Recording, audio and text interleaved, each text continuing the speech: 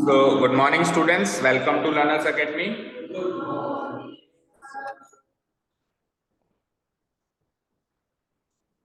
शुरू करते हैं आज की क्लास।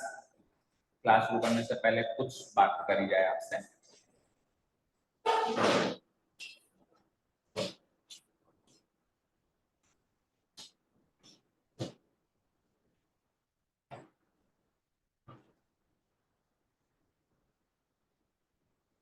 ओके, आएंगे जी।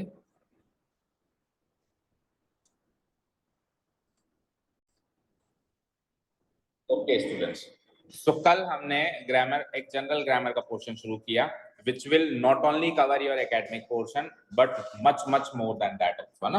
मतलब आप ये ग्रामर सेशन अगर पूरा अटेंड कर लेते हो, पूरा कोर्स, तो ये 10th 12th तो ऐसे ही निकल जाएंगे, मतलब अगर अच्छे से करते हो तो। बाकी उसके अलावा भी ऐसे बहुत सारे एग्जाम्स, एंट्रेंस एग्जाम्स या आगे चल के भी बहुत सारी चीजें आनी है अभी इंग्लिश ग्रामर से रिलेटेड। सो वो भी आपको सरल लगने लग जाएगा, है ना। बच्चे क्या करते हैं, पहले नहीं समझते और फिर एक साल ड्रॉप करके स्पेसिफिकली ऐसे कोर्सेस अटेंड करते हैं, उसमें एक साल खराब करते हैं। सो आप समय पे जागे हो तो अब कोशिश करना कि इसको अच्छे से समझे, ठीक है। सो कल हमने एक जनरल इंग्लिश का पोर्शन शुरू किया जिसमें हमने क्या सीखे, टाइप्स ऑफ सेंटेंस सीखे, पार्ट्स ऑफ सेंटेंस सीखे, स्ट्रक्चर ऑफ सेंटेंस सीखा, राइट, है ना। स्ट्रक्चर ऑफ सेंटेंस मतलब डेक्लरेटिव सेंटेंस का स्ट्रक्चर कैसा होता है, बताओ कैसा होता है। Subject plus verb plus object. General ये होता है, लेकिन ऑब्जेक्ट को कौन कौन सब्स्टिट्यूट कर सकता है, कॉम्प्लीमेंट एंड एडवर्ब। तो तीन स्ट्रक्चर बन गए, कौन कौन से, subject plus verb plus object, structure number 1। Subject plus verb plus complement, structure number 2।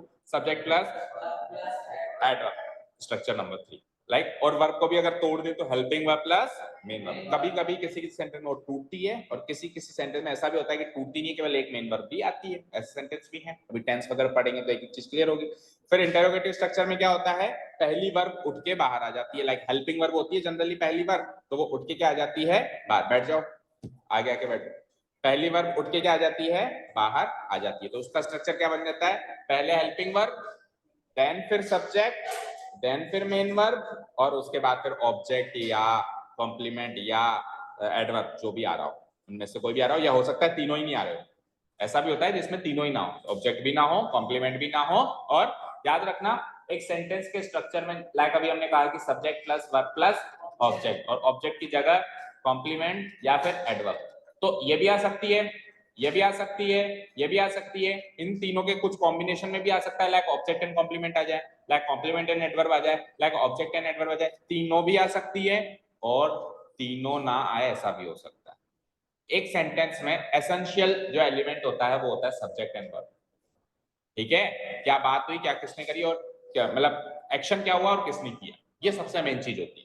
उसके बाद एक्शन का प्रभाव पड़ा नहीं पड़ा, उसको उपाधि मिली नहीं मिली, जगह बता रहे हो नहीं बता रहे हो, टाइम बता रहे हो, वो डजंट मैटर। बता रहे हो तो अच्छी बात है, नहीं भी बता रहे हो तो सेंटेंस इनवैलिड नहीं माना जाएगा। आप वर्ब हटा दोगे तो सेंटेंस इनवैलिड हो जाएगा, आप सब्जेक्ट हटा दोगे तो सेंटेंस इनवैलिड हो जाएगा। एसेंशियल एलिमेंट क्या है, सब्जेक्ट प्लस वर्ब।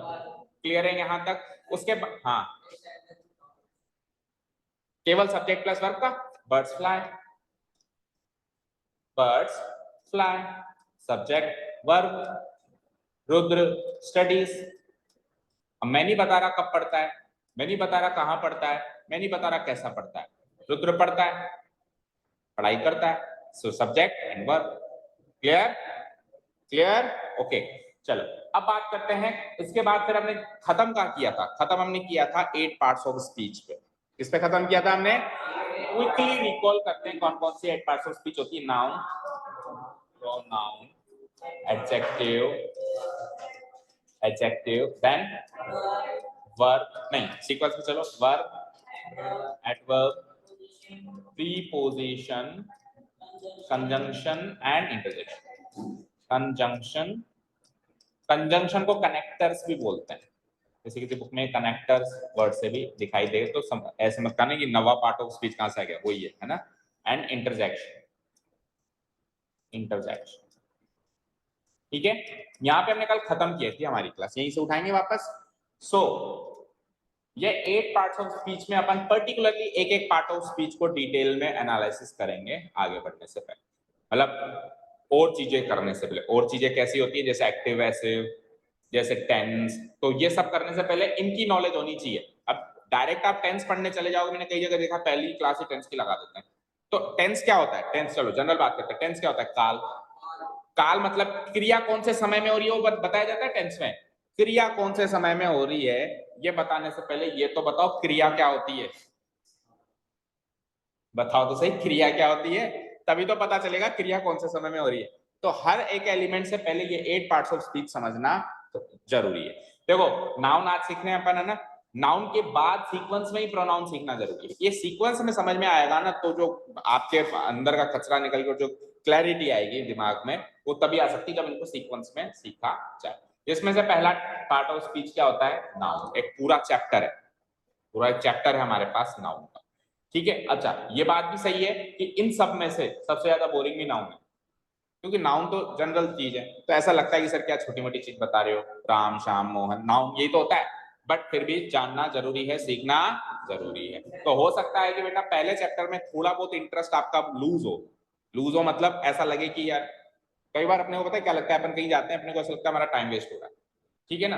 बट मैं हमेशा एक चीज कहता हूँ, कुछ समय दो अपने आप को और उस क्लास को और उस टीचर को, कुछ समय दो, तब जाके पता चलता है। क्योंकि एक पूरी मूवी देखी मैंने 3 घंटे में, पूरे 3 घंटे तो आप अट्रैक्टेड नहीं हो सकते, उसमें भी कहीं ना कहीं बोरिंग सीन आता है, 10-20 मिनट आधे घंटा, इसका मैं मूवी थोड़ा छोड़ दोगे, कैसे लगे ना। ओके चलें स्टार्ट करें। So the first part of speech is noun. आज से हमारा पहला चैप्टर शुरू हो रहा है नाउन। शुरू करने से पहले एक और बात, देखो मैं कुछ लिख रहा हूं, मैं नोटिस किया था, कल भी नोटिस किया था, आप ज्यादा फोकस कर रहे हो नोट डाउन करने पे, ठीक है। अब सुनो, जब आप नोट डाउन करोगे, क्योंकि हम इंग्लिश ग्रामर पढ़ रहे हैं, तो बहुत इंपॉर्टेंट है कि आप अच्छे से नोट डाउन करो या करेक्ट नोट डाउन करो, ज्यादा इंपॉर्टेंट। अच्छे से का मतलब है करेक्ट, मतलब देखो मैथ्स में अगर आपने द की स्पेलिंग THE की जगह TEH भी लिख ली तो आई विल नॉट माइंड, क्योंकि मैं मैथ्स पढ़ा रहा हूँ, मैं वहां पे अंग्रेजी सुनना पढ़ा रहा हूँ। लेकिन अब मैं क्या पढ़ा रहा हूँ? ग्रामर। तो अब आपको द को द ही लिखना पड़ेगा, राहुल को राहुल ही लिखना पड़ेगा, समझ गए, स्पेलिंग सही लिखनी पड़ेगी। तो अगर आप जल्दीबाजी में नोट डाउन करोगे तो स्पेलिंग मिस्टेक्स हो सकती हैं। तो सर क्या करें? तो दो बातें कर सकते हैं, वीडियो तो आती है, प्रिंटेड नोट्स मिल जाएंगे। ये जो भी लिखा रहे हैं एक एक सेंटेंस प्रिंटेड फॉर्म में मिल जाएगा, अगर बैच ज्वाइन करोगे तो फीस जमा करा, ठीक है। क्लियर है? क्लियर है क्या? तो एक काम कर सकते हैं, जब तक अभी आप डेमो क्लासेस ले रहे हो तब तक तो आप वीडियो से बाद में घर जाके अच्छे से नोट्स बनाओ अपने। नोट्स या तो बनाओ मत बनाओ तो अच्छे से बनाओ, ठीक है। और जब आप ज्वाइन कर लोगे तो उसके बाद तो फिर वो बनाने की भी जरूरत नहीं, सब कुछ प्रिंटेड फॉर्म में आपके पास, हर एक चीज प्रिंटेड फॉर्म में दूंगा मैं, इवन एक्सरसाइजेस सॉल्व करने की भी प्रिंटेड फॉर्म में दूंगा और सॉल्व भी करवाऊंगा, राइट। क्लियर है? तो अभी क्या करें, केवल और केवल सवाल जवाब आपसे पूछा जाए, उसका जवाब दो और रिजल्ट समझने की कोशिश करो। कुछ स्पेशल अलग से कोई इंटरेस्टिंग बात लगी शॉर्ट में नोट कर लिया, वो इतना काम कर सकते हो आप, मतलब रफली नोट्स बना सकते हो यहाँ पे। फेयर अभी करने की कोशिश मत करो, रफली कुछ छोटी सी चीज नोट कर ली वो एक अलग बात, ठीक है। शुरू करें क्या? ओके सो नाउन पहले आपसे जानते हैं, हिंदी में कहते हैं इसको क्या? संज्ञा। क्या मतलब होता है नाउन? वेरी गुड, बिल्कुल करेक्ट डेफिनेशन है, ठीक है। आपने जो कहा बिल्कुल करेक्ट डेफिनेशन है, बट इस डेफिनेशन को और छोटा कर दें, एक ही वर्ड में अगर मैं याद रखूं इस डेफिनेशन को, तो नाउन बोले तो नेम, किसी का भी नेम बोल दिया ना, खत्म बात। अगर सपोज करो इस दुनिया में व्यक्तियों के, वस्तुओं के, स्थानों के, या जो भी चीजें हैं, भाव भी कह दिया आपने, उनके नाम ना होते तो हम एक दूसरे को कैसे पुकारते? लेट्स से मैंने कहा आज वो नहीं आया, वो कौन? वही तो, नाम तो है नहीं उसका, नाम तो रखा ही नहीं है दुनिया में, नाम तो चल ही नहीं रहे। जैसे मैंने कहा मुझे वो उठा के दो, अब वो क्या, नाम तो है ही नहीं ना, नाम तो है ही नहीं। मैंने कहा रुद्र में वो बहुत ज्यादा है, वो क्या ज्यादा है? मैं कहना चाह रहा हूँ उसमें ऑनेस्टी ज्यादा है या उसमें एजुकेशन ज्यादा है, लेकिन मेरे को नाम ही नहीं पता उस क्वालिटी का, भाव का नाम ही नहीं पता। मैं कल वहां गया था, कहाँ गए थे? जगह का नाम तो है ही नहीं ना। सोचो दुनिया कैसी होती अगर किसी का नाम ही ना होता, तो वो नाम देने का काम किसने किया? सिंपल सी बात है, किसी भी चीज का नाम, दुनिया में जो भी दिख रहा है आसपास, जो भी दिख रहा है, जो महसूस भी कर रहे हैं, सबके नाम है, सबके नाम है या नहीं है, तभी तो पुकार पाते हैं एक दूसरे को। तो क्या बस खुद ने रख दिया इसका खुद का नाम भी इसने भाई दुनिया में नाम देने का काम ही नाउन ने किया, तो खुद का नाम भी खुद ही रख देगा। जो दूसरों को दे रहा है खुद को नहीं दे सकता क्या? दे सकता है ना। क्लियर है? सो आपने जो कहा वो करेक्ट डेफिनेशन है, और स्टार्टिंग भी मैं वहीं से करूंगा क्योंकि बचपन से सीखते हुए आ रहे हैं। A noun is a name of a person, place or thing.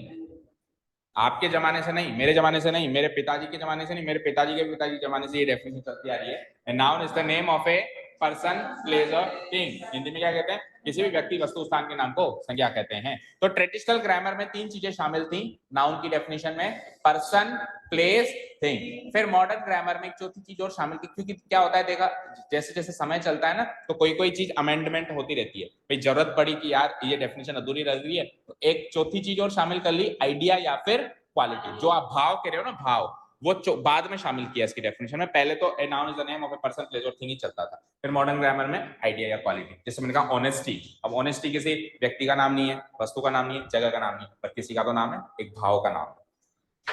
ठीक है। जनरली जो ये चौथी एलिमेंट है, अभी क्लासिफिकेशन पे आएंगे, वो चीज होती है जिसको अपन महसूस ही कर सकते हैं, जो दिख नहीं रही है, जो दिख नहीं रही है। जैसे कि मैंने कहा ऑनेस्टी, तो ऑनेस्टी दिख थोड़ा ना रही है। जैसे मैंने कहा एक्सपीरियंस, अनुभव, दिख थोड़ा ना रहा है, केवल महसूस ही किया जा सकता है, तो वो चौथे एलिमेंट में काउंट हो जाता है। सो जनरल डेफिनेशन क्लियर है। अब एक एक एग्जांपल ले लो। जैसे कि किसी व्यक्ति का नाम, बहुत ही सरल सरल सा सेंटेंस है, देखो, किसी व्यक्ति का नाम John is a good player. अब जॉन किसी व्यक्ति का नाम है क्या? सो जॉन यहाँ पे एक नाउन है। कोई भी सेंटेंस, आदेश, तेरे को आदेश दिया जाता है शांत हो जा तुम, मैं खड़ा कर दूंगा। ओके, देखो इधर स्क्रीन पे देखो, फिर से देखो, क्या कह रहा था, भूलवा दिया? ये तो नहीं कह रहा था, कुछ अलग बात बता रहा था। Okay, so John is a good player. तो हम सेंटेंस, कोई भी सेंटेंस आया, लेट्स से ये सेंटेंस आया, तो उसमें कोई भी एक वर्ड पकड़ लिया, जैसे पकड़ लिया, कोई भी वर्ड मैंने पकड़ लिया, तो वो वर्ड उन 8 पार्ट्स ऑफ स्पीच में से ही होता है, उससे बाहर नहीं जाता है। इवन ये फुल स्टॉप भी, ये फुल स्टॉप भी उन 8 पार्ट्स ऑफ स्पीच में से ही, इंटरजेक्शन का पार्ट। समझ गए? कोई भी सेंटेंस मैंने लिख दिया, उसमें कुछ भी उठा लिया, ये वर्ड उठा लिया, एक वर्ड उठा लिया, ये वर्ड उस 8 पार्ट्स ऑफ स्पीच में से ही कुछ ना कुछ होगा, उससे बाहर नहीं होगा। या तो प्रीपोजिशन होगा, या प्रोनाउन होगा, या वर्ब होगी, या कंजंक्शन होगा, इंटरजेक्शन होगा। समझ गए क्या? क्लियर है? तो मैंने जॉन को उठा लिया, तो जॉन उन 8 में से क्या सेलेक्ट हुआ? नाउन की तरह सेलेक्ट हुआ, क्योंकि जॉन एक व्यक्ति का नाम है, नेम ऑफ ए पर्सन। अब जैसे मैंने कहा दिस बुक इज माइन, या जयपुर, पहले स्थान ले लो, Jaipur is the capital of Rajasthan. So Jaipur noun क्यों है? क्योंकि ये एक नेम ऑफ ए प्लेस है, नेम ऑफ ए प्लेस है। अब किसी वस्तु का नाम ले लें, जैसे कि द बुक इज माइन, ये किताब मेरी है। सो ये किताब क्या है? ये कोई क्रिया थोड़ी ना है, ये भी एक वस्तु का नाम है। इधर से आओ बेटा, ये क्या है? एक वस्तु का नाम है। यस बेटा, अच्छा अच्छा अच्छा, हाँ कल बात हुई, बैठो। तो आप लेट हो गए, लेट हो गए, लेट, अच्छा ठीक है, कोई बात नहीं, बैठिए। ठीक है, अभी शुरू ही किया है, 5 मिनट ही हुई है ना। ओके, सो किसी व्यक्ति का नाम, किसी वस्तु का नाम, ओ सॉरी जगह का नाम, या फिर किसी वस्तु का नाम, ये 3 चीजें तो शामिल हो गई। अब मैंने क्या कहा था, एक चौथी चीज और नाउन की डेफिनेशन में शामिल की गई, जिसको कहते हैं हम आइडिया या क्वालिटी। हिंदी में कहते हैं गुण या भाव, या विचार, विचार भी कह सकते हैं। माइंड में कोई विचार आ रहा है, उसका भी एक नाम रख सकता हूं ना मैं, लेकिन वो दिख नहीं रहा है, लेकिन वो दिख नहीं रहा है, तो उसका चौथा एग्जाम्पल ले लो। लाइक मैंने कहा honesty is the best policy. Honesty, अच्छा सबसे पहले तो इसको होनेस्टी नहीं पढ़ेंगे, इसको होनेस्टी नहीं पढ़ेंगे। Here H will be called as a silent letter, तो इसको ओ से पढ़ना स्टार्ट करो, ऑनेस्टी, ऑनेस्टी, ऑनेस्टी। हालांकि मैं देखो आपको ग्रामर पढ़ा रहा हूं, लेकिन अब जैसे ये जो अभी चीज मैंने बताई, ये ग्रामर का हिस्सा नहीं है, क्योंकि ओरल एग्जाम थोड़ी ना होगा कि ऑनेस्टी बोल के दिखा। रिटन एग्जाम होगा, मानते हैं बात, लेकिन फिर भी आपकी सेल्फ डेवलपमेंट के लिए, आपके पर्सनल डेवलपमेंट के लिए जो जो चीज जरूरी है, मैं आपको साथ के साथ बताते जाऊंगा कि इसको प्रोनाउंस उच्चारित कैसे करते हैं। इसको ऑनेस्टी नहीं करते, कैसे करते हैं? ऑनेस्टी। ठीक है, so honesty is the best policy. So क्या ऑनेस्टी किसी व्यक्ति का नाम है? क्या ऑनेस्टी किसी वस्तु का नाम है? क्या ऑनेस्टी किसी जगह का नाम है? एक विचार या एक भाव का नाम है तो इसको भी मैं क्या कह दूंगा, नेम ऑफ ए क्वालिटी। एक गुण का नाम है तो इसको भी मैं कह दूंगा कि तू भी नाउन है, तू भी नाउन है। सो नाउन यानी संज्ञा में चार चीजें आएंगी, पर्सन, प्लेस, थिंग या फिर कोई क्वालिटी या गुण जिसको अपन कहते हैं। यहां तक क्लियर है क्या? अब सर क्या बार बार क्या चारों चीजें याद रखें? मत करो याद, इन चारों चीज को कंबाइन कर लो। जैसे मैंने स्टार्ट करी थी क्लास तो मैंने क्या कहा, नाउन बोले तो कोई भी नाम, नाउन बोले तो किसी का भी नाम। सो सेकंड इन्फॉर्म जो डेफिनेशन है वो इन चारों को ही सम्मिलित कर लेती है। क्या कहती है? A noun is a naming word, एक ऐसा शब्द जो नेमिंग करने के काम आए। नेमिंग करने का मतलब नामकरण करना, किसी का भी नामकरण करने के काम आए। लाइक मान लो कि मैं कोई वस्तु लाया, अब इसका नाम क्या है, इसको नाम रखने के लिए कोई एक शब्द होगा, वो शब्द ही नाउन है, वो शब्द ही नाउन। यानी सिंपल सी बात करें, किसी का भी नाम, दुनिया में जो भी दिख रहा है सबके नाम हैं, चाहे से निर्जीव है चाहे से सजीव है, लिविंग है नॉन लिविंग है, कुछ भी है, कोई भाव है, सबके नाम है। वो सब नाम ही क्या है? नाउन है। समझ आया क्या? Any doubt still now? देखो लिविंग नॉन लिविंग कह दिया ना मैंने, लिविंग नॉन लिविंग कह दिया नहीं कह दिया? अगर मैंने कहा, आपने कहा एनिमल, एनिमल नाउन नहीं है। लेकिन एक चीज याद रखना, साइंस की डेफिनेशंस एंड इंग्लिश ग्रामर की डेफिनेशंस में डिफरेंस लेके चलना। जैसे सपोज करो अभी आएगा तीसरा क्लासिफिकेशन आएगा, तीसरे क्लासिफिकेशन में हम क्या कहेंगे कि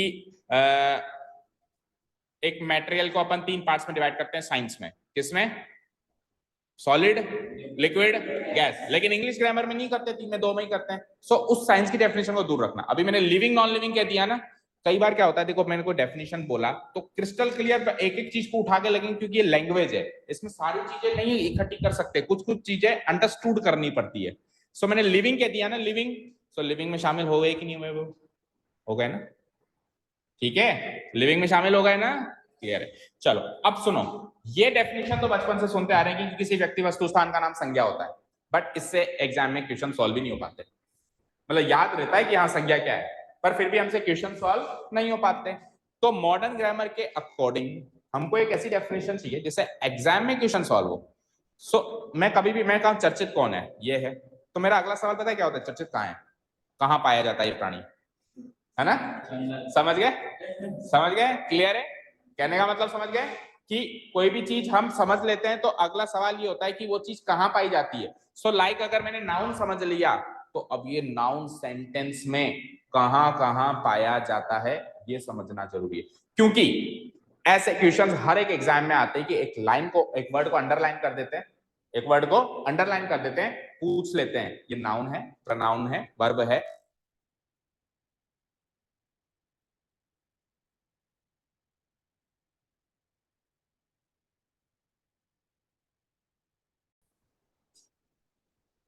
ओके, तो हम बात कर रहे थे कि हमको एक ऐसी डेफिनेशन चाहिए जिससे ये पता चले कि ये अंडरलाइन वर्ड नाउन है।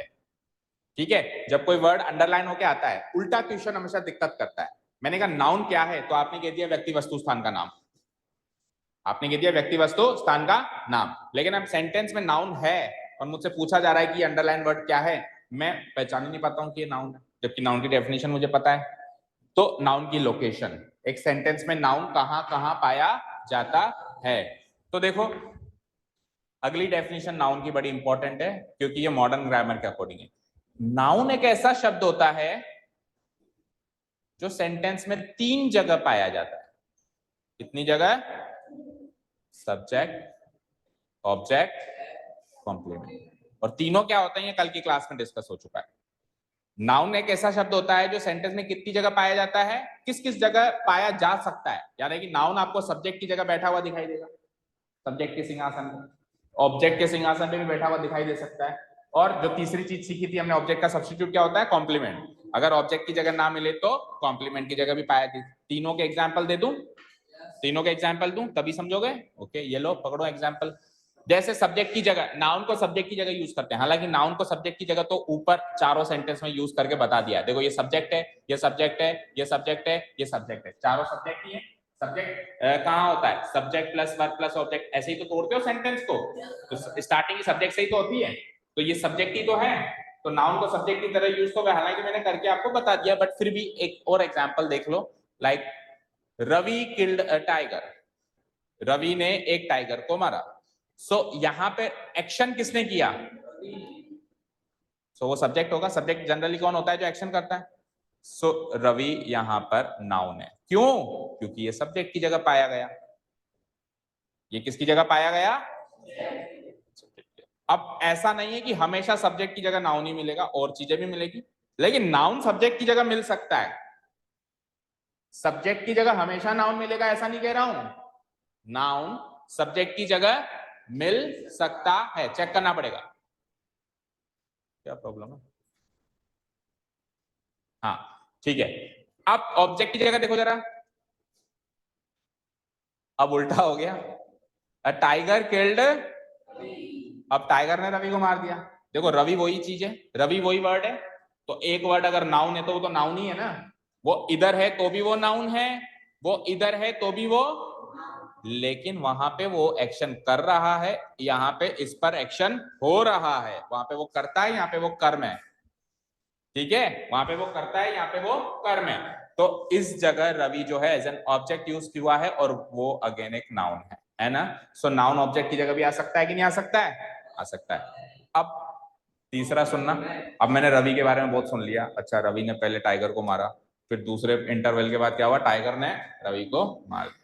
और वहां से एक ये मैं बात कर रहा था, मैं लाइक में चर्चे से बात कर रहा था कि यार पहले तो रवि ने टाइगर को मारा, फिर इंटरवल के बाद क्या हुआ, टाइगर ने रवि को मारा। हम दोनों बात कर रहे थे कि यहाँ से एक आदमी गुजरा, एक लड़का गुजरा, मैंने कहा ये कौन है? चर्चे ने यही तो रवि है।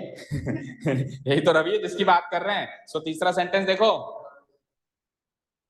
ही इज रवि, यही रवि है। अब सुनना, क्या यहाँ पे, क्या यहाँ पे रवि ने कोई एक्शन किया है क्या सेंटेंस में? कोई क्रिया कही है क्या? तो रवि सब्जेक्ट नहीं है। क्या रवि पर कोई क्रिया हुई है क्या? तो रवि ऑब्जेक्ट भी नहीं। फिर रवि क्या है? कॉम्प्लीमेंट। फिर रवि क्या है? इस ही की उपाधि है या नहीं है? वह रवि है। सो रवि को ही की उपाधि, ही को रवि की उपाधि दे रहे हो। सो जिसको उपाधि, कॉम्प्लीमेंट का मतलब क्या होता है? उपाधि, कल सीखा था। सो रवि यहाँ पे क्या है? ऐसे कॉम्प्लीमेंट की तरह आया है। सो क्लियर है क्या? नाउन तीन ही काम करता है सेंटेंस में, या तीन सिंहासन पर ही बैठ सकता है। या तो वो सेंटेंस में सब्जेक्ट की जगह पाया जाएगा, या वो सेंटेंस में ऑब्जेक्ट की जगह पाया जाएगा, या फिर वो सेंटेंस में कॉम्प्लीमेंट की जगह पाया जाएगा। चौथी कोई जगह नहीं है जहां पे वो पाया जाए। ऐसा कभी भी नहीं होगा कि जो नाउन है वर्ब की जगह पाया जा रहा है, ऐसा कभी भी नहीं होगा। नाउन जो है फुल स्टॉप की जगह पाया जा रहा है, इंटरजेक्शन की जगह, कंजंक्शन की जगह पाया जा रहा है, प्रीपोजिशन की जगह, तीन ही जगह पाया जाएगा, या तो सब्जेक्ट की जगह, या ऑब्जेक्ट की जगह, या कॉम्प्लीमेंट की। अब हाँ, हाँ तो है ना, मैं मना थोड़ा कर रहा हूं। तो एक सेंटेंस में एक से ज्यादा नाउन आ सकते हैं ना, एक सेंटेंस में एक से ज्यादा नाउन आ सकते हैं। यहाँ पे टाइगर भी नाउन है, लेकिन अब मैं एक बार रवि के हिसाब से चलता और एक बार टाइगर के हिसाब से चलता तो वो क्लैरिटी नहीं आती माइंड में। मैंने जानबूझ के एक ही नाम तीनों जगह यूज किया है, ठीक है। नहीं तो सपोज करो, अगर मैं, ध्यान से सुनना, अगर मैं आपको कहता कि यहाँ पे रवि नाउन है क्योंकि वो सब्जेक्ट की जगह आ रहा है, टाइगर भी नाउन है क्योंकि वो ऑब्जेक्ट की जगह आ रहा है, तो कहीं आप ऐसे ना याद कर लेते कि टाइगर तो जब भी नाउन आएगा ऑब्जेक्ट की जगह आएगा, और रवि जब भी नाउन आएगा सब्जेक्ट की जगह आएगा, ऐसे गलत ना याद हो जाए। इसीलिए मैंने टाइगर के रेफरेंस में चीज को नहीं सिखाया, मैंने तीनों सेंटेंस में रवि के रेफरेंस में ही सिखाया है, क्योंकि सेम ही नाउन तीन जगह आ सकता है। दैट मींस कोई भी नाउन इन तीन जगह आ सकता है, इवन टाइगर भी आ सकता है। टाइगर सब्जेक्ट बन गया, तो कोई भी नाउन एक सेंटेंस में सब्जेक्ट, ऑब्जेक्ट एंड कॉम्प्लीमेंट का काम कर सकता है। Done? Is this thing done to you? Okay, अब सुनो। अब सपोज करो ये अंडरलाइन करके आ गया, और एग्जाम में क्वेश्चन आया कि यहाँ पे जो अंडरलाइन वर्ड है वो नाउन है या नहीं, हो तो बता दोगे तुम। क्वेश्चन आया वो ऑब्जेक्ट है या कॉम्प्लीमेंट है, क्योंकि सब्जेक्ट तो नहीं है, क्योंकि ये चीज तो आपको, आपने सीख ली कि सब्जेक्ट से तो सेंटेंस की शुरुआत होती है, सब्जेक्ट से तो सेंटेंस की, तो पकड़ ले आप, यार सेंटेंस शुरुआत हो रही है तो सब्जेक्ट है, अदरवाइज सब्जेक्ट नहीं है।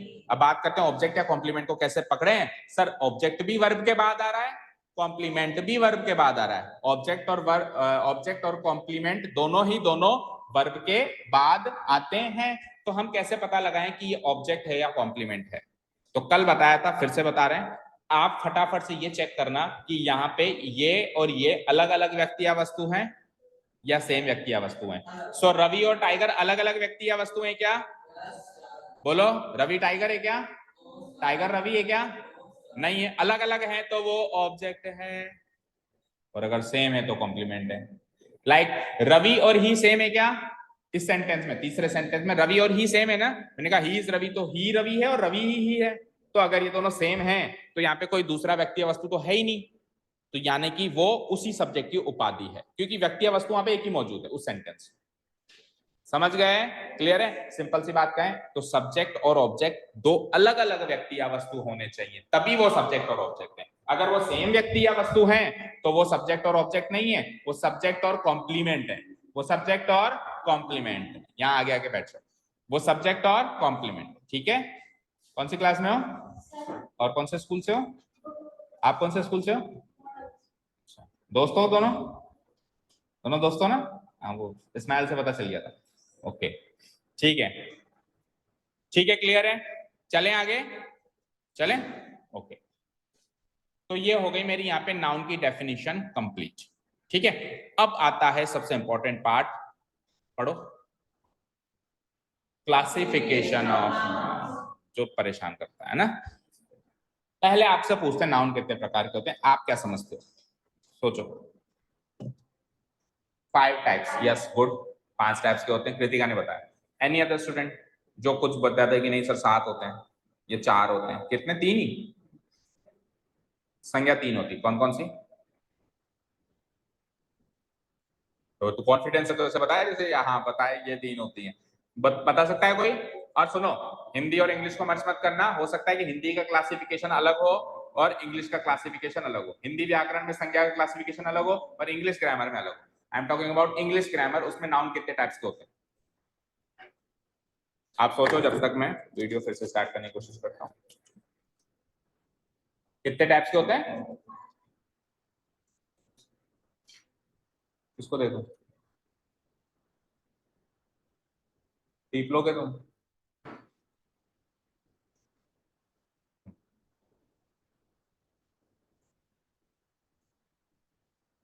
ओके,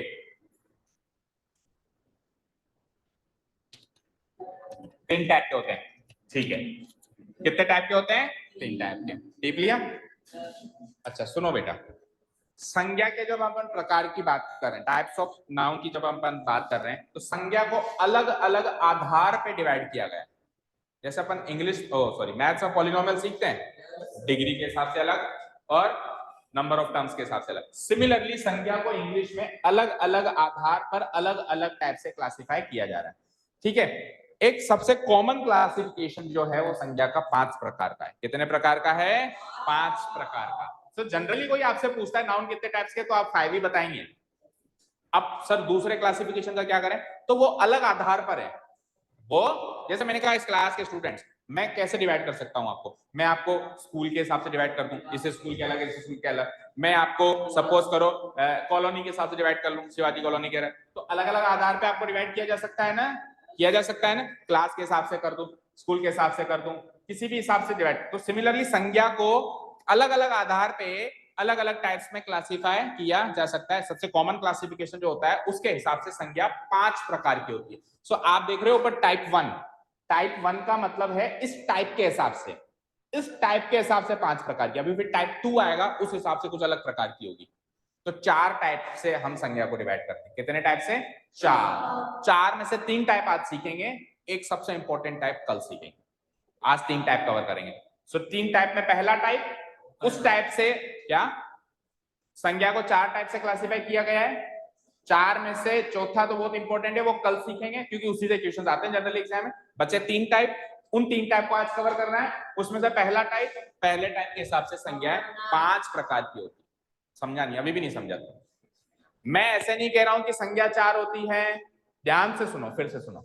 संज्ञा को 4 प्रकार से क्लासिफाई किया गया। 4 प्रकार मतलब 4 अलग अलग बेसिस के हिसाब से, आधार पे। जैसे मैंने कहा ना, एक आधार हो सकता है कॉलोनी के हिसाब से डिवाइड कर दूं, एक आधार हो सकता है स्कूल के हिसाब से डिवाइड कर दूं आपको, एक आधार हो सकता है जेंडर के हिसाब से डिवाइड कर दूं, एक आधार कैसे भी आधार हो सकता है। सिमिलरली संज्ञा को 4 आधार पे डिवाइड किया गया, 4 बेसिस पे। उसमें से जो चौथा बेसिस है वो हम कल करेंगे। बच्चे क्या 3 बेसिस, उसमें से जो पहला बेसिस है टाइप 1 है, उस टाइप से संज्ञा 5 प्रकार की है। समझ गए क्या? क्लियर है? पहले टाइप के हिसाब से नाउन कितने टाइप्स के हैं? 5 टाइप्स के हैं। उस 5 टाइप्स में से पहला टाइप है प्रॉपर नाउन, जिसको हिंदी में कहते हैं व्यक्तिवाचक संज्ञा। ठीक है, अब देखो ये डेफिनेशन आपने पढ़ी होगी, बचपन से पढ़ते आ रहे होंगे। किसी विशेष व्यक्ति या स्थान के नाम को हम क्या कहते हैं? Proper noun. ठीक है, लेकिन जनरली क्या होता है, जो डेफिनेशन हम बचपन से पढ़ते आ रहे हैं वो हमको एग्जाम में क्वेश्चन सॉल्व करके नहीं देती है ना, तो कुछ अलग से याद करना पड़ता है। तो एक छोटा सा हिंट ले लो, प्रॉपर नाउन एक ऐसा नाउन होता है जो बोलते ही आइडेंटिफाई हो जाए। समझे क्या कहा मैंने? जैसे मैंने किसी का नाम बोला, तो वो जैसे ही वो नाम आपके कानों में टकराया, तो सुनते ही आप रेफर कर लो कि अच्छा उसकी बात हो रही है, कंफ्यूजन ना हो। तो ऐसे शब्दों को जनरली अपन प्रॉपर नाउन कहते हैं। जैसे मैंने कहा जयपुर, तो आपके माइंड में कोई डाउट होना कौन से जयपुर की बात हो रही है? जयपुर कहाँ है, कैसा दिखता होगा, ऐसे कोई डाउट्स हैं क्या? नहीं है ना। मैंने कहा किताब, अब किताब बोलते कहाँ आइडेंटिफाई होगा? किताब तो कैसे भी हो सकती है, कौन सी किताब, किस सब्जेक्ट की किताब, मोटी किताब, पतली किताब, इसकी किताब, उसकी किताब, समझ गए? इस राइटर की किताब, उस राइटर की किताब। सो बोलते आइडेंटिफाई नहीं हुआ ना। मैंने कहा आरटी शर्मा, अब बोलते आइडेंटिफाई हो गया। सो कुछ वर्ड्स ऐसे हैं जो बोलते आइडेंटिफाई हो जाते हैं, वो प्रॉपर नाउन की कैटेगरी में जाते हैं।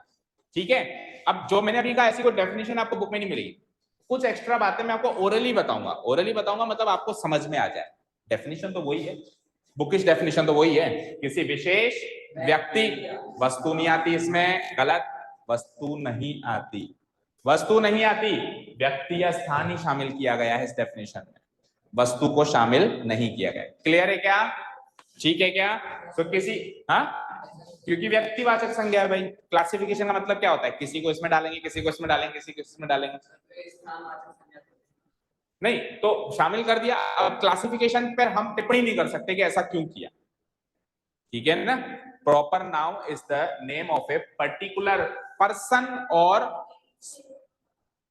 प्लेस, पर्सन और place, not the thing. Okay, clear है? ठीक है, ठीक है ना? सो जैसे कि व्यक्ति को ले लेते हैं, जैसे मैंने कहा आलोक, तो आलोक किसी पर्टिकुलर आदमी का नाम होगा ना। आलोक किसी हर आदमी का नाम आलोक थोड़ा होता है, किसी पर्टिकुलर आदमी। जैसे मैंने कहा Alok is the best boy in the class, suppose करो। अब ऐसे मत कहना सर आलोक तो हमारी क्लास में पढ़ता ही नहीं, मुझे क्या पता कौन सा आलोक, ऐसे नहीं। अगर मैं सपोज करो आपको कह रहा हूं कि इस क्लास में सबसे अच्छा बच्चा आलोक, तो ऑब्वियसली आलोक इस क्लास में पढ़ता है। ऐसे वो इफ्स एंड बट्स नहीं सोचेंगे कि सर आलोक पढ़ता ही नहीं हुआ, तो अगर मैं तो नया आया हूं, मैं तो आलोक को जानता ही नहीं हूं, तो आप ऐसे इफ्स एंड बट्स नहीं सोचोगे। आलोक आपकी क्लास में पढ़ता है, मैंने कहा आलोक सबसे अच्छा लड़का है, तो बोलते ही आप लोग आइडेंटिफाई कर गए ना आलोक की बात हो रही है। कर गए नहीं कर गए? कर गए ना। तो बोलते ही आइडेंटिफाई हो जाए कोई व्यक्ति, तो उसको हम क्या कहेंगे? प्रॉपर नाउन कहेंगे। यानी जनरली किसी भी व्यक्ति का नाम प्रॉपर नाउन होता है। किसी भी व्यक्ति का नाम क्या होता है? और कल आपको मैंने बताया था, प्रॉपर नाउन सेंटेंस में जहां पर भी हो कैपिटल लेटर से स्टार्ट होता है। अब ये स्टार्टिंग में है, अगर ये आलोक सेंटेंस में बीच में भी होता तो भी ए कैपिटल लिखना पड़ता। प्रॉपर नाउन हमेशा सेंटेंस में कहीं पर भी हो, उसकी स्टार्टिंग हम कैसे करते हैं? कैपिटल लेटर से करते हैं। अब स्थान ले लो, लाइक जयपुर, दो ही चीजें है ना इसमें तो शामिल, किसी विशेष व्यक्ति या फिर स्थान। तो स्थान ले लो, like Udaipur is my birth place, तो उदयपुर किसी विशेष पर्टिकुलर स्थान का नाम है। तो दो चीजें इसमें शामिल हो गई। बताओ इसमें कोई डाउट? प्रॉपर नाउन में कोई डाउट? क्या कहा मैंने? किसी पर्टिकुलर व्यक्ति का नाम, किसी पर्टिकुलर स्थान का। चलें प्रॉपर के बाद अगला, प्रॉपर के बाद आता है कॉमन नाउन। अगला टाइप 1 के हिसाब से चल रहे हैं अभी ये 5 टाइप 1 के हिसाब से 5 चल रहे हैं, जिसमें पहला हो गया है प्रॉपर नाउन। अगला क्या आएगा? कॉमन नाउन, जिसको हम हिंदी में कहते हैं जातिवाचक संज्ञा। अब बताओ, आप बताओ क्या होता है जातिवाचक संज्ञा? जैसे कि,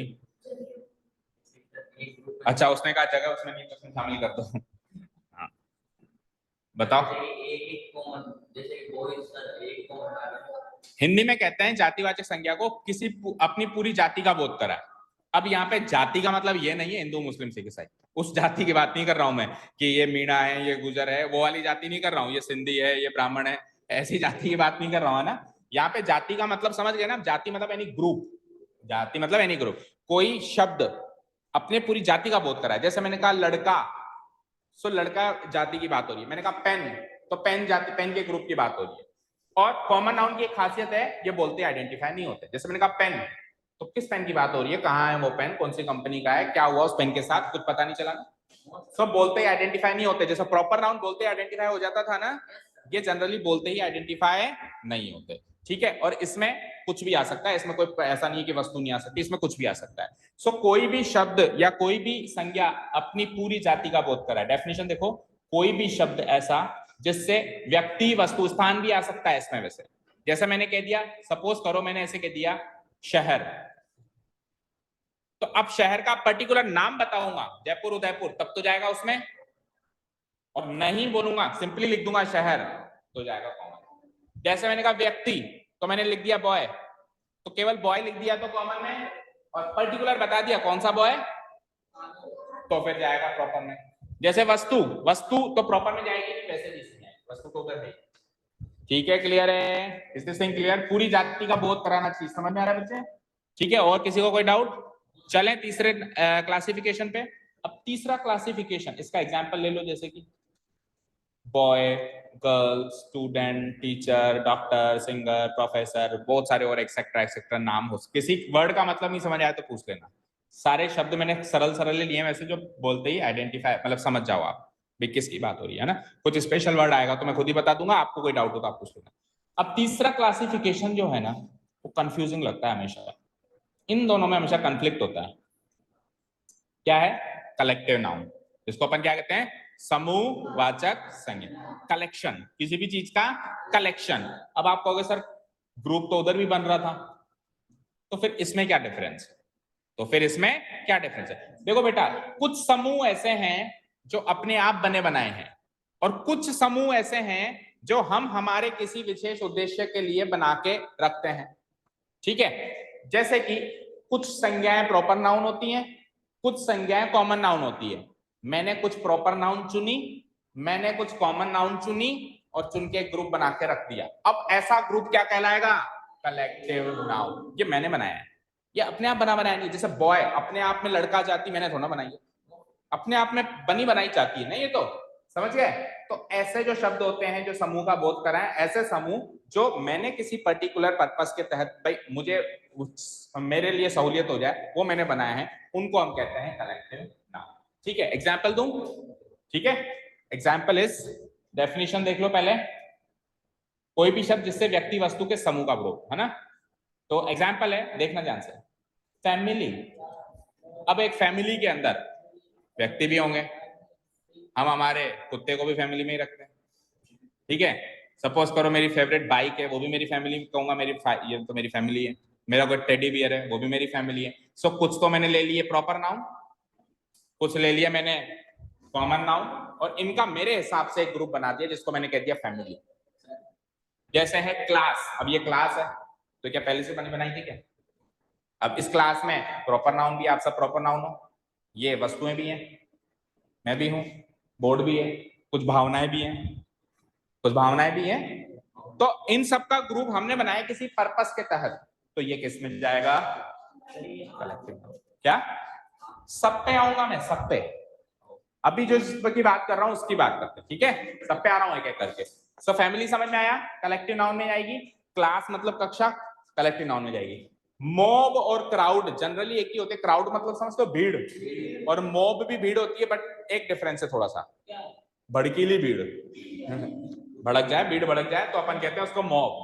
मान लो कहीं दंगा हो गया तो वहां पे भी भीड़ है, तो उसको क्राउड ना कह के क्या कहेंगे? मॉब कहेंगे। और चुपचाप बैठी है ऐसे करके तो क्राउड है। ठीक है, क्लियर है? तो भड़कीली भीड़ को कहते हैं जनरली मॉब, है ना। सो वो भी कलेक्शन है। आ जाओ, हाँ कहां तक आ गए? यहां तक आ गए। जूरी पे भी आता हूं। कमिटी समझ में आता है? कमिटी, समिति। कमिटी को हिंदी में क्या कहते हैं? समिति। ठीक है, लॉ के द्वारा कुछ ग्रुप गठित किया जाता है किसी पर्पस के तहत, जिसको अपन समिति कहते हैं, इंग्लिश में कहते हैं कमिटी। अच्छा, कमिटी वर्ड इंपॉर्टेंट है स्पेलिंग के चलते, इसमें डबल एम आता है, डबल टी आता है, डबल ई आता है। तो स्पेलिंग की एरर्स जिस एग्जाम में आती है, 10th लेवल पे नहीं आती, कंपटीशन लेवल पे आती है। स्पेलिंग के 5 शब्द आते हैं कंपटीशन लेवल पे, जिसकी स्पेलिंग चेक करनी होती है, दैट्स इट। तो उसमें कमिटी बार बार रिपीट होता है। इसमें डबल एम आता है, डबल टी आता है। आर्मी नहीं समझते आप? आर्मी पूछ लेते? आर्मी, आर्मी क्या बनी बनाई थी जब से चलिए? आर्मी जो जाती है वो क्या बनी बनाई थी क्या? हमने पर्पस के तहत बनाई, सिक्योरिटी पर्पस से। हमने बनाई ना सिक्योरिटी पर्पज से, ऑब्वियसली कलेक्टिव नाउन है। समूह हमने बनाया ना आर्मी का, तो ठीक है ओके। आर्मी मतलब समझते हो फौज, तो वो भी कलेक्शन है, वो भी कलेक्टिव है हमारे द्वारा बनाया हुआ, so it will also be counted in the collective noun. Fleet का मतलब समझते हो, FLEET, इसको कहते हैं, इसका मतलब होता है एक ग्रुप ऑफ, हाँ बोलो बोलो बोलो, जो भी आ रहा है मैंने बोलो, जहाजों का बेड़ा या ग्रुप ऑफ शिप्स, उसको कहते हैं फ्लीट। एक ग्रुप ऑफ शिप्स, शिप्स जहाजों का बेड़ा, बेड़ा मतलब झुंड, ठीक है, इसको कहते हैं हम फ्लीट। अब ये छोटी मोटी वोकैब आप चाहो तो रफली नोट डाउन कर सकते हो, है ना। बाकी इन सबके तो प्रिंटेड, जैसे ये दिख रहा है ना, जैसे यहाँ पे दिख रहा है, सुनना ध्यान से, ये जो काले काले अक्षरों में दिख रहा है ना, ये तो प्रिंटेड मिल जाएगा, लेकिन ये लाल लाल अक्षरों में मैं अलग से बता रहा हूँ, इसमें अगर मैं कुछ चीज बता दूं तो ये प्रिंटेड नहीं मिलेगा। तो ऐसे जो ये मैं एक्स्ट्रा बता रहा हूँ, ये आप रफली नोट डाउन कर सकते हो। जैसे मान लो किसी को फ्लीट का मतलब नहीं पता था, अभी मैंने बता दिया, तो आप चाहो तो नोट डाउन कर सकते हो, पहले से पता था कोई बात नहीं, ठीक है ओके। अब कौन बचा, जूरी। तो जूरी समझते हो क्या, बोलो। कोर्ट में रहता है, वेरी गुड। सो हाँ, कोर्ट में रहता है, ये बात बिल्कुल सही है, लेकिन जरूरी नहीं है कोर्ट में, वैसे भी जूरी हो सकती है। देखो देखो, आपने अगर पुरानी मूवीज को कैसे देखी होगी, पुरानी तो देखते नहीं हो आप, मतलब कुछ मूवीज हैं, कुछ मूवीज हैं, सुनना ध्यान से, जिसमें पुरानी कोई कहानी होती है, लाइक 1970 या 60 की कहानी होती है ना, है ना, क्या टाइटैनिक में, हाँ इस टाइप की कोई मूवीज हैं जिसमें पुरानी कहानी है, तो उसमें आपने कोर्ट रूम देखा, उस अगर पर्टिकुलर मूवी में अगर कोर्ट रूम दिखाया गया, अदालत दिखाई गई है, तो आपने नोटिस किया हो अगर, तो एक जज नहीं बैठता था, जज 5-6 बैठते थे, एक टेबल बैठती थी, उसको कहते हैं जूरी, ग्रुप ऑफ जजेस। जूरी का मतलब ग्रुप ऑफ जजेस, हिंदी में कहते हैं निर्णायक समिति, निर्णय लेने वाली समिति, क्या कहते हैं हिंदी में, निर्णायक समिति। पहले जो ब्रिटिश इंडिया था आजादी से पहले, उसमें एक जज नहीं होता था, ग्रुप ऑफ जजेस बैठते थे। फिर जब भारत आजाद हुआ, कुछ सालों तक वही पैटर्न फॉलो हुआ कि ग्रुप ऑफ जजेस ही बैठे, फिर धीरे धीरे हमारे सिस्टम में एक जज बैठने लग गया एक कोर्ट रूम में, ठीक है। एक अक्षय कुमार की मूवी है, मेरे को याद नहीं आ रही, उसमें उसका कोई केस चल रहा होता है, तो वहां पे बहुत सारे लोग, फिर उसमें पता है क्या होता है, जैसे 7-8 जजेस बैठे हैं, तो उसमें वोटिंग होती है, एक जज कहता है मान लो गिल्टी, दूसरा कहता है नहीं मेरे हिसाब से नॉट गिल्टी, तीसरा कहता है, तो वोटिंग होती है, वोट अब ज्यादा वोट फिर गिल्टी की तरफ हुए या नॉट गिल्टी की तरफ हुए, उस हिसाब से उसको सजा दी। बराबर आ गया तो होता होगा फिर कुछ, तो बराबर आ ही नहीं सकते क्योंकि वो ऑड नंबर में बिठाते थे, लाइक नो। नहीं ऐसा नहीं है, आपको या तो गिल्टी नॉट गिल्टी बताना पड़ेगा, ठीक है। अब ज्यादा तो फिर जब जूरी, उस जमाने में जाओ टाइम मशीन में बैठ के और देखो कैसे क्या होता था। अच्छा, कई देशों में आज भी होता होगा, कई देशों में आज भी होता होगा, क्या देख रहे, ओके ये टाइम मशीन है, किसने कहा है, ओके चलो ठीक है, क्लियर है, जूरी समझ में आया, ग्रुप ऑफ जजेस, ग्रुप ऑफ जज। अच्छा जरूरी नहीं है कोर्ट रूम में बैठे, मान लो जो गांव में आज भी पंचायत बैठती है, उसको भी जूरी कह सकते हैं, क्योंकि वो भी एक निर्णायक समिति है जो निर्णय लेगी किसी चीज पे। या मान लो कई बार हम खुद ही बन जाते हैं ना वकील और जज, हमने किसी के चारों पांचों बैठ गए यार मेरे हिसाब से ऐसा होना चाहिए मेरे हिसाब, तो आप भी उस समय जूरी बन सकते हो, ओके।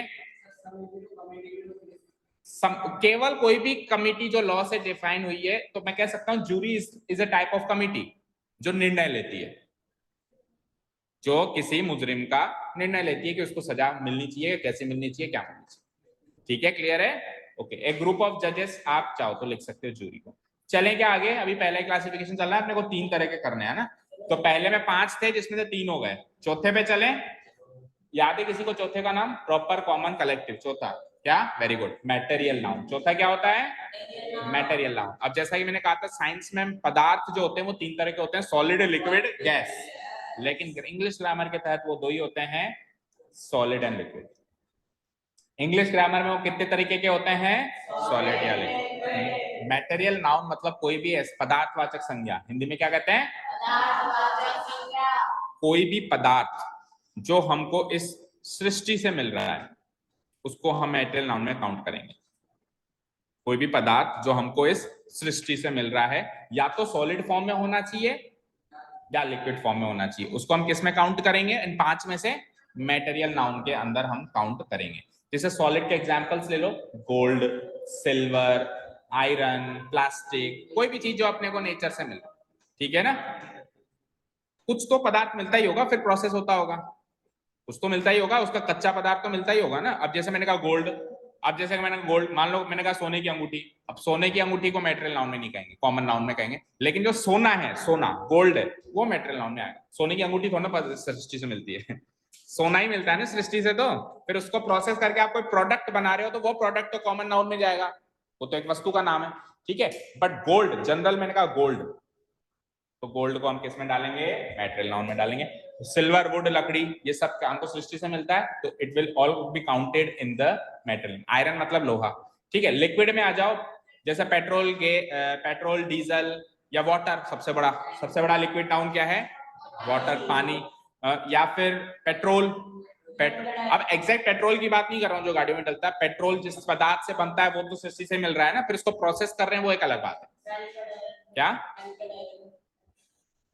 हर टाइप का ऑयल ले लिया मैंने, ऑयल ही कह रहा है ना तुम, क्या होता है, आयरन को पिघला दो, तो आयरन पिघला हुआ कहां से मिलता है, हमको तो सॉलिड फॉर्म में मिलता है, पिघला तो आप रहे हो, ठीक है। तो आयरन को सॉलिड में ही मानेंगे। वैसे सॉलिड में मानो या लिक्विड में मानो, है तो पदार्थवाचक संज्ञा, इतना डिटेल में क्वेश्चन नहीं आएगा कि सॉलिड में, लेकिन बस इतना आएगा कि 5 में से कौन सा पदार्थ, कौन सा नाउन है, तो आप कह दोगे पदार्थवाचक संज्ञा, ठीक है।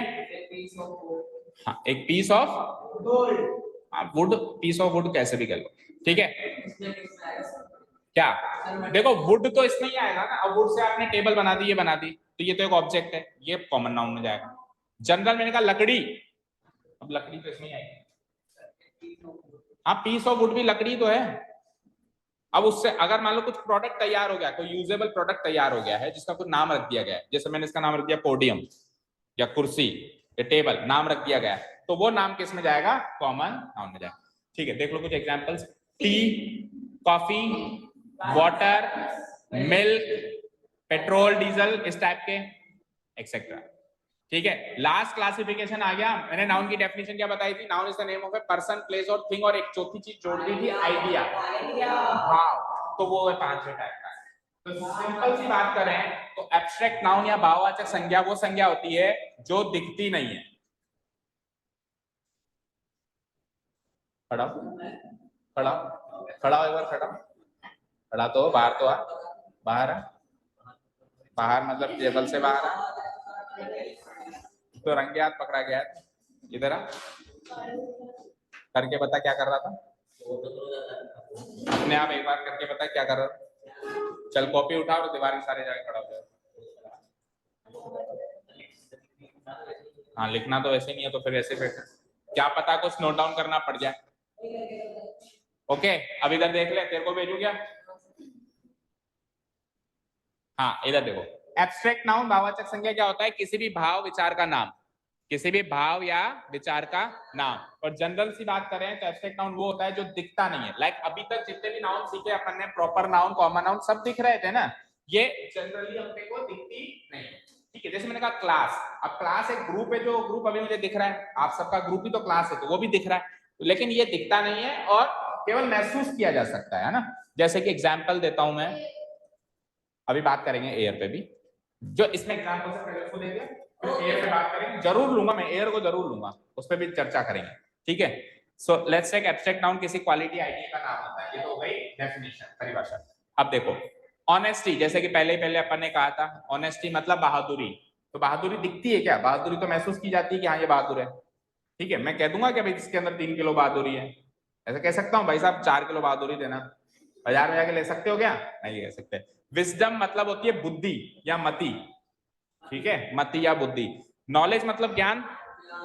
फ्रीडम और लिबर्टी जनरली दोनों का मतलब होता है आजादी, बट थोड़ा सा डिफरेंस है फ्रीडम और लिबर्टी में। देखो किसी को आपने गुलाम मतलब बंदिशों में बांध रखा, जैसे कमरे में बंद कर दिया, तो अब उसको जो आजादी चाहिए वो फ्रीडम है, वो क्या है, फ्रीडम। लिबर्टी जनरली कहा जाता है विचारों की आजादी, वो भी आजादी है, लेकिन ऐसी आजादी नहीं कि आपने फिजिकली किसी को बांध रखा है। लिबर्टी मतलब आजादी, जैसा कहते हैं ना भी कई स्टेट्स में गर्ल्स को लिबर्टी नहीं है, आजादी नहीं है कि वो पढ़ सके, तो इसका मतलब नहीं कि उनको कमरों में बंद कर रखा है, लेकिन विचारों की आजादी नहीं है उनके पास, बोल नहीं सकती या कहीं घूम फिर नहीं सकती या फिर पढ़ने नहीं जा सकती। कई स्टेट्स में, अंडर डेवलप्ड स्टेट्स में आज भी ऐसा होता है। समझ गए लिबर्टी एंड फ्रीडम में थोड़ा सा डिफरेंस, दोनों को करीब करीब अपन आजादी कह सकते हैं, ये फिजिकल आजादी और वो विचारों की आजादी।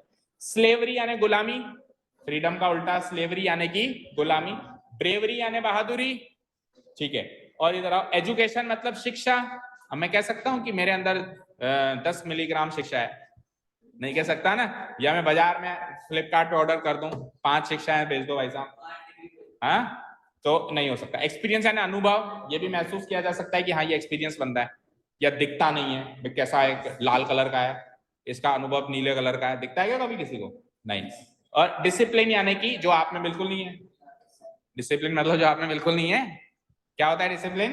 अनुशासन, शिष्टाचार जिसको अपन कहते हैं ना। वो भी ऐसे नहीं कह सकते कि इसके अंदर 4.5 किलो डिसिप्लिन है, नहीं कह सकते, है ही नहीं। तो है नहीं तो भी ऐसे नहीं कह सकते कि 0 किलो, है ना, नाप ही नहीं सकते, कोई चीज ही नहीं है ये। ठीक है, क्लियर? तो 5 टाइप के क्लासिफिकेशन कवर हो गए, proper noun, common noun, collective noun, material noun और एब्स्ट्रैक्ट नाउन। ये केवल टाइप 1 कवर हुआ है, अभी टाइप 2 टाइप 3 बाकी, हालांकि छोटा ही है पर बाकी है। अब टाइप 2 टाइप 3 पे जाने से पहले फटाफट से मुझे बताओ, इसने कहा बच्चे ने एयर, इन 5 में से किस में आएगी? कोई भी नाउन इन 5। फिर तू बात को नहीं पकड़ रहा। अभी मैंने कहा, सुन लो बात को ध्यान से, नहीं तो जाओगा। टाइप 1, टाइप 2, टाइप 3, टाइप 4, ये 4 आधार है नाउन को क्लासिफाई करने के। अब टाइप 1 के हिसाब से 5 तरह के नाउन है, तो अगर कोई नाउन है और टाइप 1 के हिसाब से क्लासिफाई हो रहा है तो उन 5 में से तो कहीं आएगा ही ना, क्योंकि छठा तो है ही नहीं कैटेगरी। अब जब मैं टाइप 2 पे आऊंगा, उसके हिसाब से जितने भी नाउन होंगे उसमें से वो एक ही नाउन इस टाइप 1 के हिसाब से किसी अलग कैटेगरी में जा सकता है। जैसे मैंने कहा चर्चिल। अब स्कूल के हिसाब से क्लासिफिकेशन करें तो बीडीपीडीएस। कॉलोनी के हिसाब से क्लासिफिकेशन कौन सी कॉलोनी में रहता है? हाँ, वसंत विहार कॉलोनी। तो अलग अलग आधार पे ये अलग अलग कैटेगरी में डिवाइड हो रहा है ना। अब मैंने कहा कि स्कूल के हिसाब से डिवाइड करो, तो कोई कहेगा कि नहीं सर कहीं भी नहीं आया है, तो कहीं तो आएगा ही। एक आधार पे कोई नाउन उसके जितने भी टाइप से उसमें कहीं तो जाएगा ही ना, जाएगा ही ना। तो कैसे कह सकते हो किसी में नहीं जाएगा? कोई भी हम नाउन कहें 5 में से कहीं ना कहीं तो आएगा ही, क्योंकि ये टाइप 1 है। इस टाइप 1 में 5 ही तरह के नाउन होते हैं, तो अगर वो नाउन है तो इन 5 में से ही कुछ ना कुछ होगा। ओके, ठीक है। सो एयर इन 5 में से क्या होगी, सोच के बताओ। Abstract noun. सबका आंसर यही होता है, एब्स्ट्रैक्ट नाउन, और वो गलत होता है और कई एग्जाम में पूछा गया और बच्चे गलती करते हैं। Common noun is the right answer. सुनना बेटा, मैं कह रहा हूं कि हम उसको महसूस नहीं कर सकते, तो इसमें हम जनरली ये जो छूने वाला महसूस करना है इससे पकड़ लेते हैं बात को। महसूस करने का मतलब ये टच करने वाला महसूस नहीं होता है। महसूस कर, अभी जैसे अभी मैं पंखा बंद कर दूं तो गर्मी लगेगी, लगेगी ना। पंखा चालू है तो गर्मी नहीं लग रही, दैट मीन्स हवा को आप छू रहे हो कि नहीं छू रहे हो? हवा को छू रहे हो कि नहीं छू रहे हो? अगर नहीं छूते तो फिर पंखा बंद करते चालू करते गर्मी का एहसास नहीं होता ना। एहसास होता है, जैसे भी पंखा बंद करते हैं तो हवा नहीं छू रही है तभी तो गर्मी लग रही है, तभी तो एहसास हो रहा है कि गर्मी लग रही है। अभी मैं ऐसे करूं तो हवा टकरा रही है ना, तो छू पा रहा हूं ना मैं, तो मैं ये टच करने वाला महसूस करना नहीं कह रहा हूं। जनरली बिना टच किए भी कुछ चीजें महसूस की जाती हैं, जैसे मुझे महसूस हो रहा है कि ये लड़का एक्सपीरियंस है, तो इसमें कोई टच करने वाली बात वाला महसूस करना नहीं है। ये जनरली ऐसे महसूस करना, टच वाला महसूस नहीं, जनरली ऐसे महसूस करना, वो होता है एब्स्ट्रैक्ट नाउन। वो होते हैं एब्स्ट्रैक्ट नाउन, जो जिसको हम फिजिकली टच कर सके या नहीं कर सके वो नहीं होते एब्स्ट्रैक्ट नाउन। समझ गए क्या बेटा? समझ गए? सो एयर इस कैटेगरी में नहीं आएगी, सिंपल सी बात है। एयर किसी क्वालिटी और आइडिया का नाम नहीं है। क्या है? Quality, idea. किसी गुण का नाम नहीं है एयर, किसी विचार का नाम नहीं है एयर। ठीक है, और याद रखना इन 5 में जब भी कंफ्यूजन हो आप तो एक एक को एलिमिनेट करते चलना। जैसे सबसे पहले प्रॉपर नाउन, एयर क्या प्रॉपर नाउन है क्या? जो किसी में नहीं आती वो हमेशा कॉमन नाउन में आएगी, जो किसी में नहीं आएगी वो हमेशा किस में आएगी? कॉमन नाउन में आएगी। समझ गए क्या? एब्स्ट्रैक्ट नाउन में नहीं आएगी, एयर किस में आएगी बेटा? Common noun. So type 1 classification over. चलें टाइप 2 पे, बैठ जाओ वहीं। चलें टाइप 2 पे। ओके, टाइप नंबर 2 जो क्लासिफिकेशन है, ये तो जनरल क्लासिफिकेशन है नाउन का जो बचपन से सीखते हुए आए। टाइप नंबर 2 जो क्लासिफिकेशन है वो है नंबर के हिसाब से। किसके हिसाब से?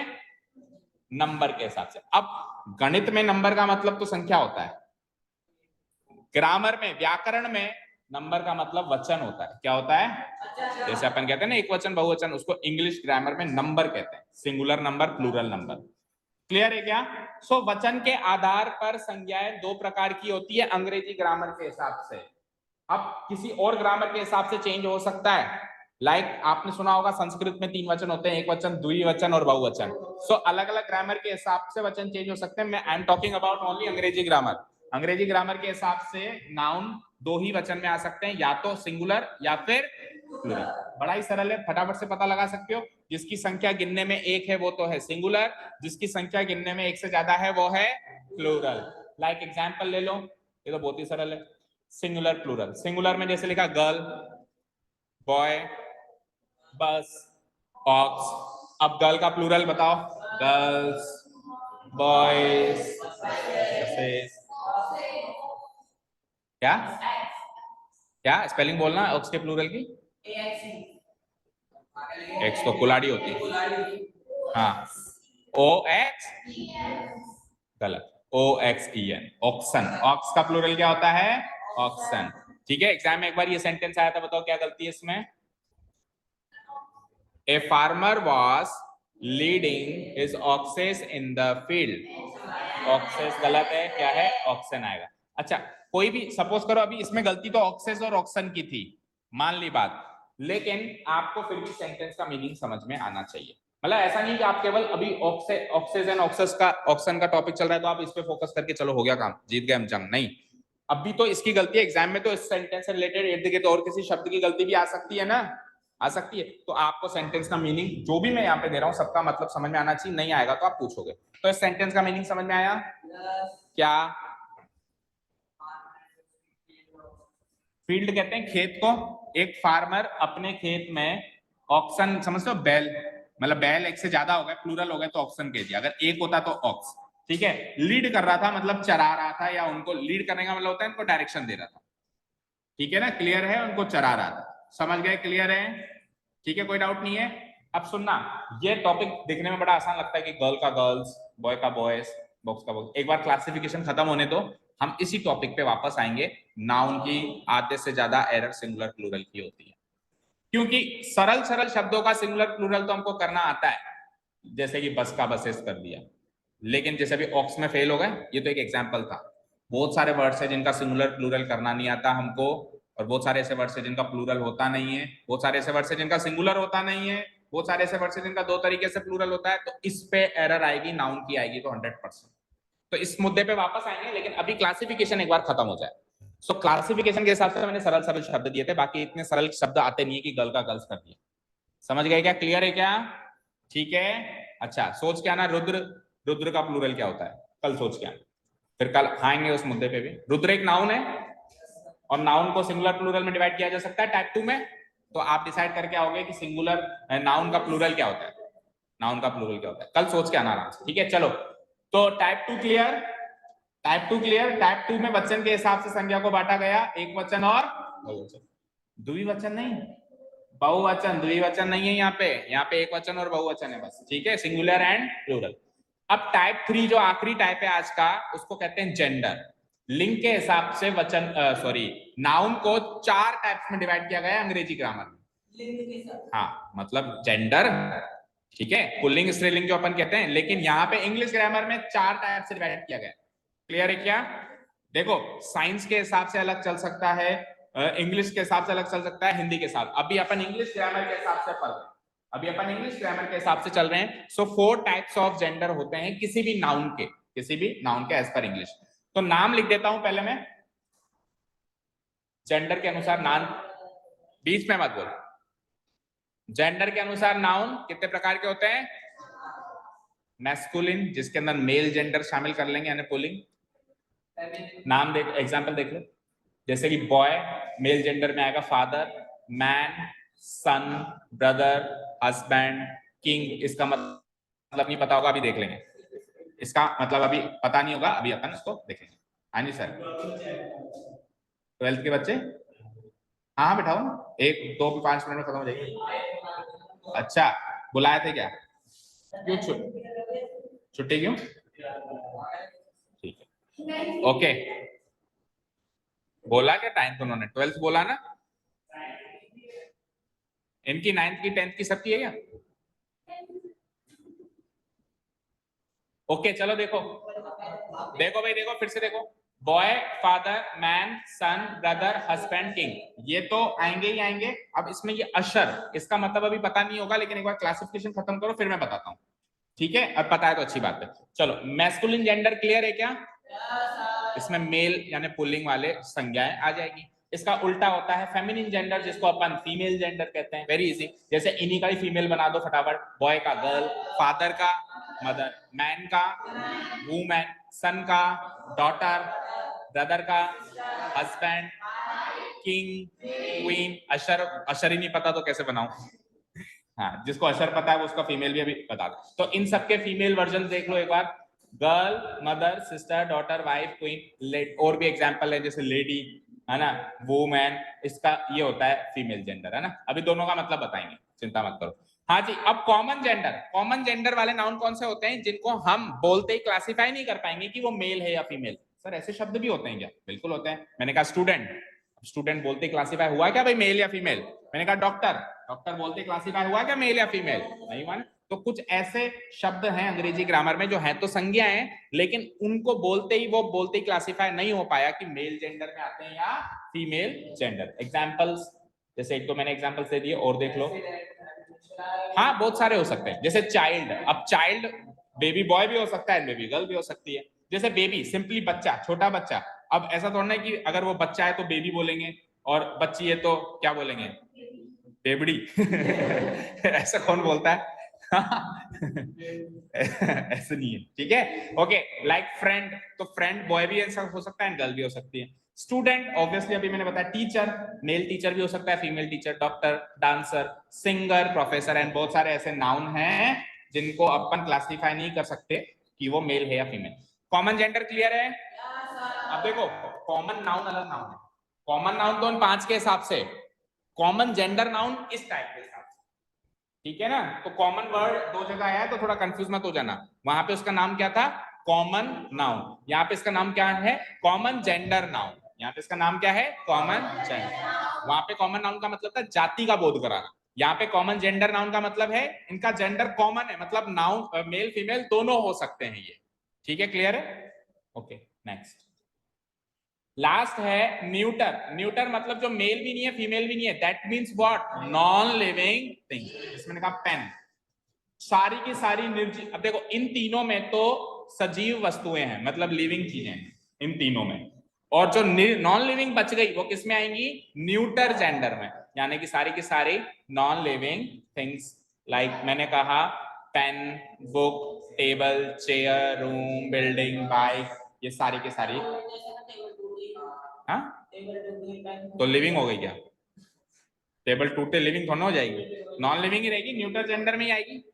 अच्छा आप हिंदी के हिसाब से बोल रहे हो, हिंदी के हिसाब से मत सोचना ऐसा कि यह पेन मेरा है तो मेरा करते ही आप इसको कह दो कि सर ये तो पुल्लिंग है, उस हिसाब से मत देखना। इंग्लिश ग्रामर के अकॉर्डिंग हम मेरा बोले, मेरी बोले, तेरा बोले, तेरी बोले, अगर निर्जीव है तो न्यूटर जेंडर में जाएगा, मेल फीमेल में नहीं जाएगा। हाँ ट्रेन चलती है तो तू कहेगा ट्रेन तो फीमेल है? हाँ ऐसा नहीं। क्लियर है क्या? सारी बातें क्लियर है? अच्छा वन मोर थिंग, कई बच्चों को डाउट होता है सर ट्रांसजेंडर लोग किस में आएंगे? सो इंग्लिश ग्रामर ने अभी तक उसको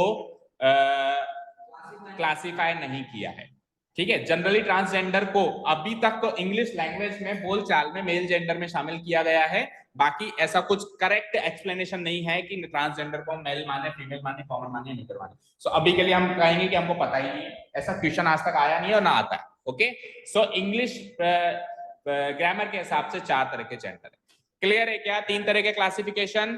वाइंड अप करें आज की क्लास, फटाफट से रिवाइज करो जल्दी से। हाँ सॉरी रह गया, उशर नहीं अशर, ये रह गया, इसको देख लो। अशर से हम सब मिले होंगे, शायद अशरेट से नहीं मिले होंगे, लेकिन अशर से करीब करीब हम सब मिले होंगे कभी ना कभी जिंदगी में, या मिल जाएंगे, मान लो नहीं भी मिले तो। अशर मतलब क्या होता है? वैसे तो अशर का मतलब होता है राहत दिखाने वाला, वैसे तो अशर का मतलब क्या होता है? राहत दिखाने वाला, लेकिन लेकिन लेकिन ये तो उसका जनरल मीनिंग है। ये एक पोस्ट होती है जो सिनेमा हॉल्स और थिएटर में होती है। हम कभी मूवीज देखने गए हों तो जैसे सपोज करो कई बार मूवी स्टार्ट हो जाती है, हम लेट पहुंचते हैं, तो वहां पे एक टॉर्च लेके आदमी खड़ा रहता है जो आपकी टिकट देखता है, कहता है आगे से दाएं से चौथी सीट, कहता है, या कई बार जैसे मान लो नहीं मिली तो छोड़ के भी आता है। उन लोगों को कहते हैं अशर।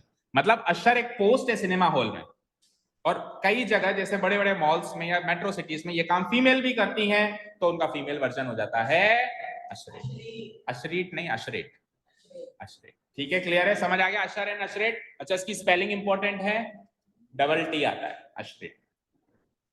क्लियर है क्या? क्लियर है क्या? ओके, क्विकली रिवाइज करो, क्विकली। अभी ये चौथे तरह का क्लासिफिकेशन तो कल देखेंगे। 3 तरह के क्लासिफिकेशन समझ गए? टाइप 1, टाइप 2, टाइप 3 और टाइप 4 जो सबसे इंपॉर्टेंट है, उसको हम कल स्टार्ट। टाइप 1 में कितने तरह के नाउन है? नाम बोलो। प्रॉपर नाउन सीक्वेंस में चाहिए मुझे, कॉमन नाउन कल फिर पूछूंगा ना। तीसरा कलेक्टिव नाउन,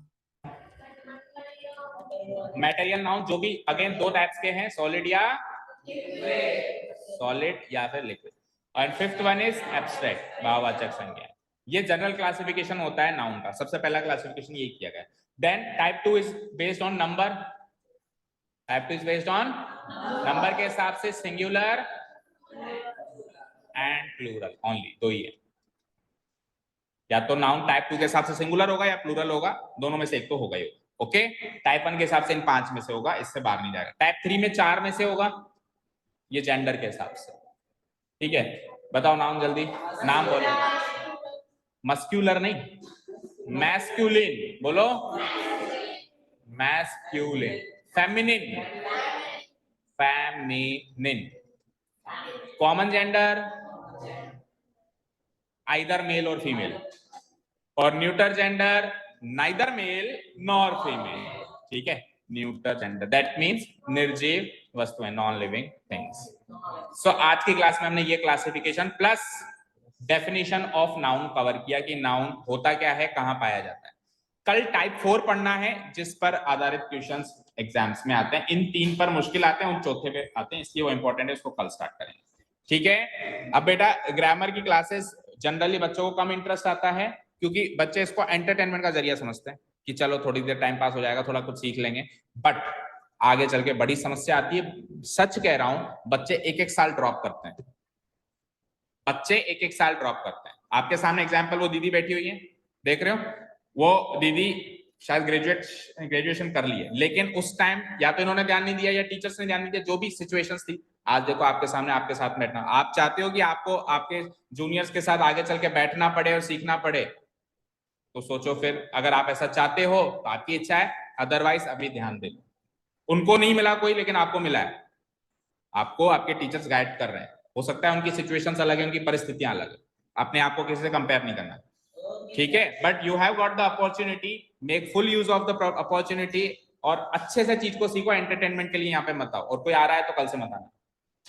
ये गाड़ियों की छुक छुक की आवाज, वहां पे पटरी है अपने फाटक, वहां पे लगा देता हूँ तेरे को, सेटिंग है मेरी, वहां पे फाटक वाटक खोल लेना छत।